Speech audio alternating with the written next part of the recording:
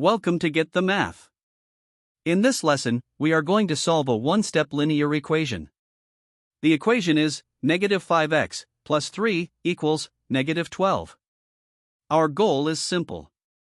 We want to get x all by itself on one side of the equation.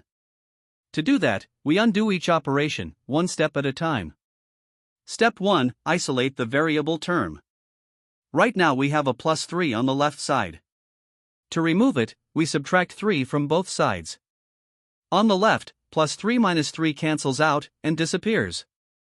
On the right, negative 12 minus 3 gives us negative 15. So now our equation reads, negative 5x equals negative 15. Step 2, solve for x. The variable x is being multiplied by negative 5. To undo multiplication, we divide both sides by negative 5. On the left, negative 5x divided by negative 5 leaves us with just x. On the right, negative 15 divided by negative 5 gives us positive 3. A negative divided by a negative is always positive. Do not forget that rule. So our answer is x equals 3. Step 3, always check your answer. Plug x equals 3 back into the original equation. Negative 5 times 3 plus 3.